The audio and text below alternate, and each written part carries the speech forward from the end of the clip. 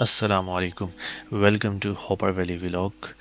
तो जी इस टाइम हम हुंज़ा से होपर वैली की तरफ जा रहे हैं और ये जो अभी रास्ते में आपने बोर्ड देखा था अभी 2-3 सेकंड पहले, ये पॉइंट है और मेरे राइट साइड पे आप देख रहे हैं जो दरिया बह रहा है, ये नगर की तरफ से दरिया आ रहा है और दरियाए हुंज़ा जो है ये उसके साथ मर्ज हो रहा है। तो ये वो पॉइंट था।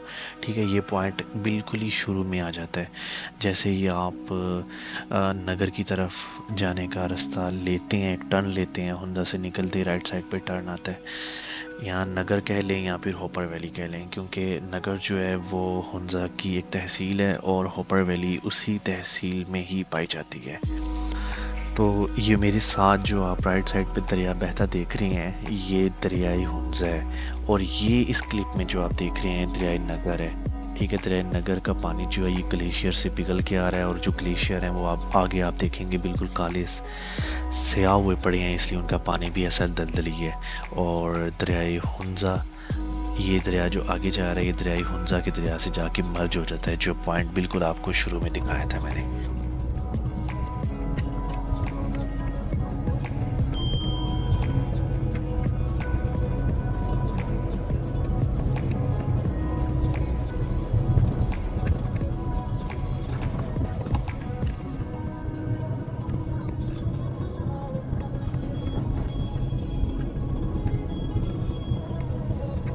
अभी नहीं जा सकते, बाइक भी चल रही है।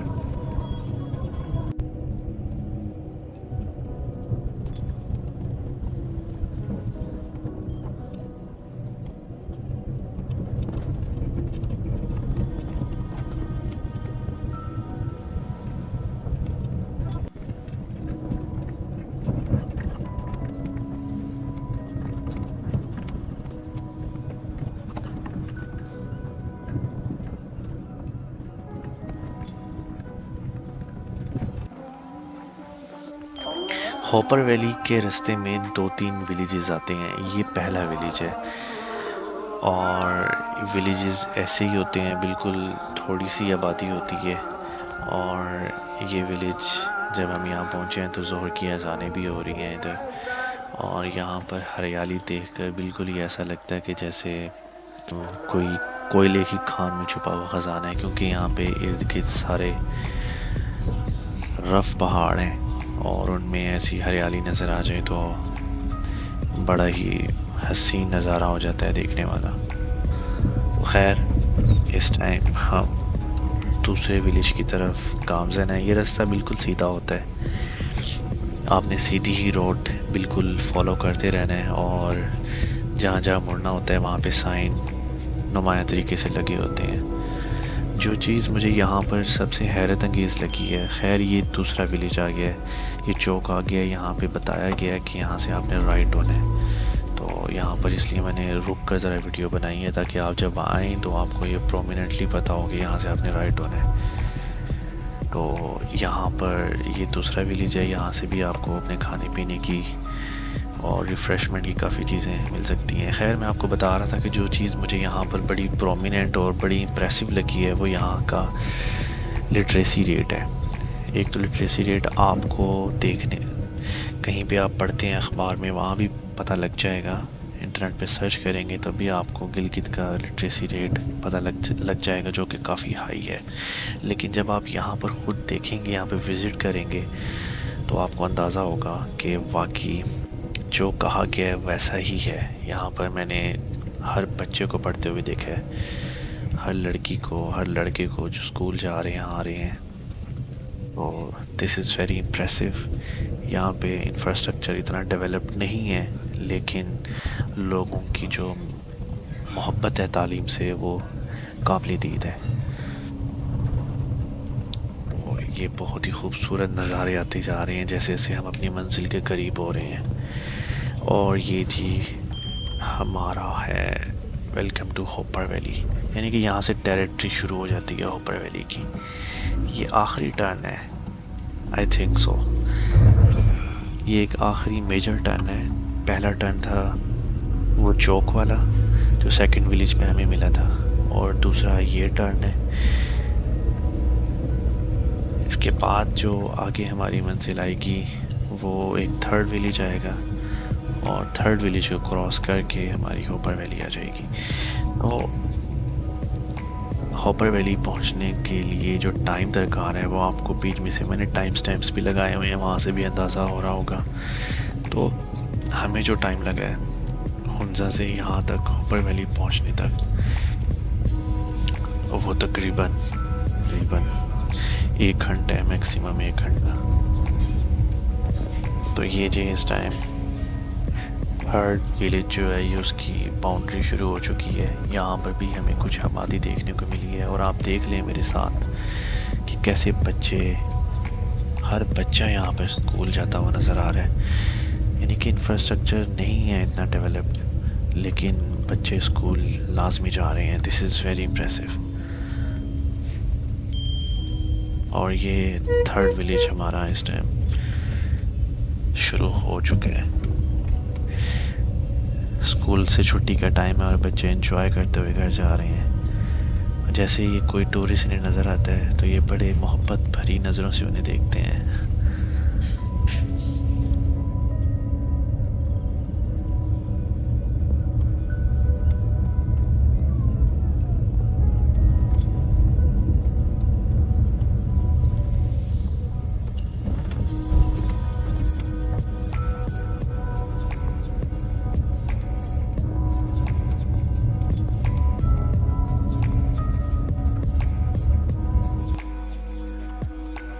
ठीक है इंशाल्लाह। तो जी आते हैं फाइनली 1.25 घंटे का सफ़र करने के बाद हम बेस कैंप पहुंच चुके हैं। होपर वैली का बेस कैंप है ये जो आप देख रहे हैं इस टाइम, होपर वैली का भी और रश लेक का भी। रश लेक के बारे में आपको थोड़ी देर बाद बताता हूँ। तो यहाँ से जी आपने अपनी पैदल सफ़र शुरू करना होता है होपर वैली का, और यहाँ पर आपकी गाड़ियाँ वगैरह जो हैं वो यहाँ पे पार्किंग पे आप लगा सकते हैं। यहाँ पर रिफ़्रेशमेंट के भी अच्छे आपको सोर्सेज नज़र आ जाएंगे, शॉप्स हैं, होटल्स हैं, रेस्टोरेंट्स हैं, चीज़ें हैं, लेकिन इतनी मिकदार में नहीं है, तो प्री बुकिंग इज़ रिकमेंडेड। तो ये भी एक पॉइंट है, ये जो मुझे नज़र आ रहा है वो उधर और ग्लेशियर को देखने का ये पॉइंट है बेसिकली। तो यहाँ से आपने पैदल मार्च करके होपर वैली तक जाना है।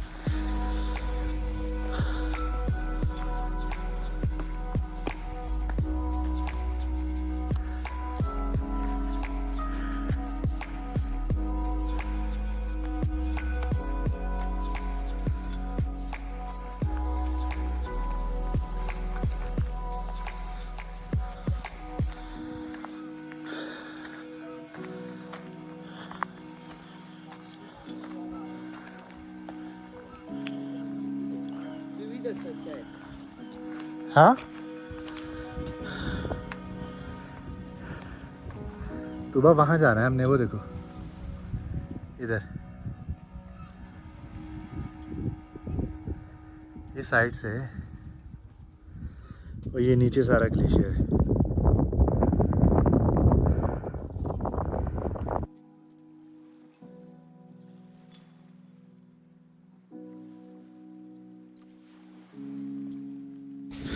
सो फाइनली जी हम होपर वैली पहुंच चुके हैं और ये आपके सामने यहाँ से पैदल मार्च हो रहा है। मैंने अपनी स्टिक्स ले ली हैं शॉप क्यों? से पीछे से। ये एक छोटा सा पॉइंट है, एक ही शॉप है और ये बीच में से समझें एक पहाड़ी है और ये काफ़ी स्टीप रास्ता है यहाँ पर। ये आपको देखने में थोड़ा लग रहा होगा कि इजी पीजी है, लेकिन है नहीं इजी पीजी। काफ़ी सांस चढ़ जाता है और स्टीप पाथ है। तो आप जब भी यहाँ से क्रॉस करें, रहने का बंदोबस्त स्पेशली भी है? फैमिली के साथ हैं, तो स्टिक लाजमी लें और बिल्कुल एहतियात से यहाँ से क्रॉस करें पैदल। तो खैर अब हम क्रॉस करके मैं आ चुका हूँ ये दूसरी साइड पर और ये भी कुछ अंडर कंस्ट्रक्शन एरिया लग रहा है मुझे। यहाँ पर भी ये कुछ होटलिंग वगैरह का सीन बना रहे हैं। कैंपिंग का सीन तो ऑलरेडी यहाँ पे एग्जिस्ट करता है, जो मैंने पूछा है यहाँ के लोगों से। और आप मेरी सांसें सुन लें, यहाँ पे काफ़ी सांस चढ़ी हुई है और ये बिल्कुल पीक है। ये लास्ट पॉइंट है जहाँ पर मैं आ गया हूँ, यानी कि इस रिसोर्ट का और इस एरिया का जो भी कह लें। और ये कैंप कुछ बना हुआ है और ये जी मेरे सामने इस time the greatest hopper glacier है। वाओ, जस्ट अमेजिंग, क्या ज़बरदस्त नज़ारे हैं। और ये जो आपको नज़र आ रहे हैं, ये लग रहा है कोई दलदल है, कोई गंदे पानी की दलदल है, लेकिन यकीन करें कैमरा जस्टिस नहीं कर रहा जो ब्यूटी मैं यहाँ पर देख रहा हूँ। और ये एक हॉरर ब्यूटी है। ये ग्लेशियर्स हैं जो कि सूरज की डायरेक्ट रोशनी की वजह से, तपिश की वजह से काले स्याह हो चुके हैं और ये जमे हुए ग्लेशियर हैं। वाह, अगर यहाँ पे रहा जाए तो क्या ही ज़बरदस्त नज़ारा होगा रात का। अभी क्योंकि पीक सीज़न शुरू नहीं हुआ, इसलिए इधर आओ, लोग भी ज़्यादा नहीं हैं इधर, जो कि खुशकिस्मती है मेरी।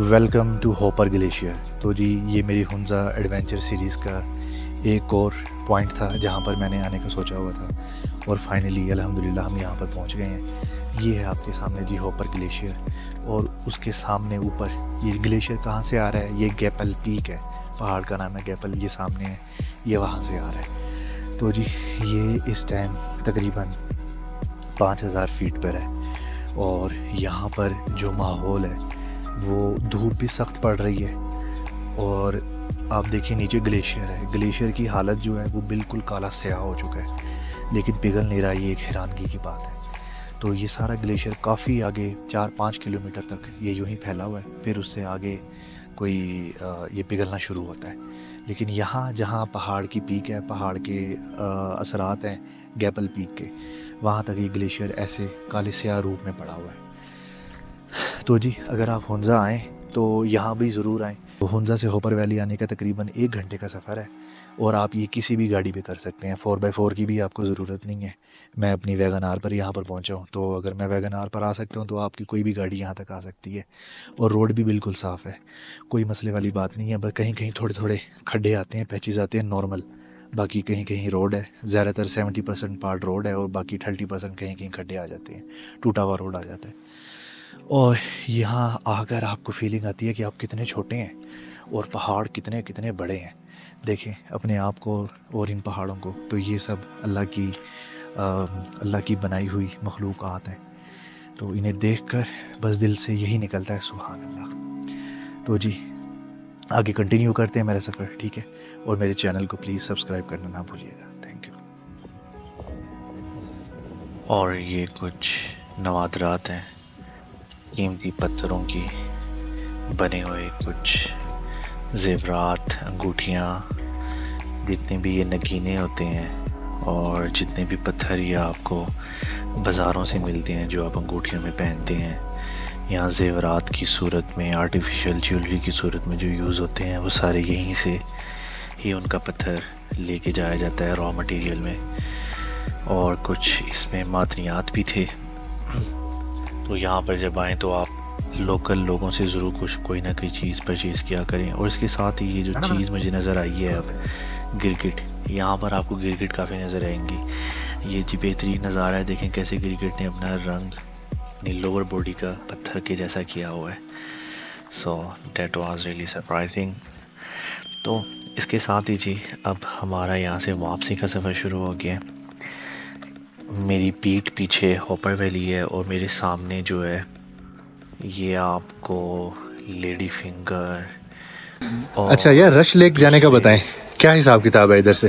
इधर से 1 घंटे का 35,000 रुपये लगता है। एक साइड का 35,000? नहीं, पूरा ट्रिप का क्या? और कितना टाइम लगता है यहाँ रश लेक जाने में? एक साइड 12 घंटा लगता है। एक साइड 12 घंटे। 12 घंटा लगता और आप 35,000 लेते हैं एक बंदे का? है। उसमें फूड होता है, कैंपिंग वगैरह सारा, टोटल गाइड वगैरह होता है। अच्छा ठीक है। और ये जो है ये हॉपर वैली की बेस कैंप है, यहाँ से आप लेके जाते हैं सारा। तो ये गैपल जो माउंटेन है इसे क्रॉस करके आता है? नहीं सर, ये नीचे जो हॉपर ग्लेशियर है हाँ। उसको क्रॉस करके आगे एक और ग्लेशियर आता है, नियर ग्लेशियर। अच्छा, उसको क्रॉस करके फिर आगे जाते हैं। फिर आगे आती है रश लेक, ठीक है। तो वहाँ 35,000 में आप कितने दिन स्टे करवाते हैं? एक दिन? इसमें क्योंकि 12 घंटे तो लग गए वहाँ पे पहुँचने में। ज़्यादातर 6 घंटे चल के मतलब स्टे करते हैं। हाँ। उस हिसाब से 4 दिन लगता है। अच्छा, 4 दिन का यहाँ 35,000 होता है? 4 किया तो मतलब 1 दिन में भी कर सकते हैं। अच्छा अच्छा अच्छा, ठीक ठीक। तो जी ये थी रश लेक की इंफॉर्मेशन, जो कि इंशाल्लाह मैंने प्लान किया है कि अपने नेक्स्ट टूर में रश लेक का ज़रूर प्लान करेंगे। और ये जो बेस कैंप है ये इस टाइम मैं वहाँ पर खड़ा हूँ और यहाँ पर हम रेस्टोरेंट से कुछ सारा पेट पूजा का सामान कर रहे हैं। और ये आपके सामने देखें, सामने गाड़ियाँ कुछ लगी हुई हैं, कुछ लोग आए हुए थे उधर टूरिस्ट हॉपर वैली में। और यहाँ पर रिफ़्रेशमेंट एरिया है। और इसके साथ ही जी हमारा वापसी का सफ़र अब शुरू हो चुका है। तो जी कहानी ये थी, बेसिकली हमने हुंज़ा के बाद जाना था अताबाद। तो हम अताबाद गए, लेकिन अताबाद में जब हम पहुँचे हैं तो हमें हॉपर वैली का पता लगा है। तो हमने अताबाद से फिर वापसी हॉपर वैली आए हैं, जो कि हमें तकरीबन मैक्सिमम 1 घंटा हार्डली लगा होगा हुंज़ा पहुँचने में। हुंज़ा से ही नगर का रास्ता निकलते हैं और वहाँ से नगर से यानी कि हुंज़ा के पॉइंट से यहाँ तक हमें तकरीबन 1.25 घंटा या घंटा हार्डली लगा था पहुँचने में। और 1 घंटा आप लगा लें यहाँ पे एक्सप्लोरिंग का और 1 घंटा ही वापस जाने का, तो आपका हार्डली ये 3 से 4 घंटे में ये सारा ट्रिप कंप्लीट हो जाता है हॉपर वैली का। तो आप जब भी यहाँ पर आएँ इस रीजन में तो हॉपर वैली भी लाजमी आए, ये भी एक अच्छी जगह देखने वाली। और इसके साथ ही मेरे चैनल को भी लाजमी सब्सक्राइब करें इंशाल्लाह। अब मेरा जो यहाँ से अगला पड़ाव है वो अताबाद लेक जाने का है। यहाँ से हम शाम का टाइम, तकरीबन शाम के टाइम हम अताबाद लेक पहुँच जाएंगे और थोड़ा सा शाम में एक्सप्लोर करेंगे अताबाद लेक को और वहाँ पे नाइट स्टे करेंगे। और अगले दिन हम अताबाद लेक से इंशाल्लाह सुबह अर्ली निकल जाएंगे और हुसैनी सस्पेंशन ब्रिज की तरफ जाएंगे। खैर मेरा अताबाद लेक का व्लॉग आ चुका है, वो भी देखें और ये भी लाजमी देखें और अपने दोस्तों से जिन्होंने जाना है उनसे ये शेयर करें। मिलते हैं नेक्स्ट व्लॉग में, जो कि है हुसैनी ब्रिज से मुतल्लिक। सी यू, अल्लाह हाफिज़।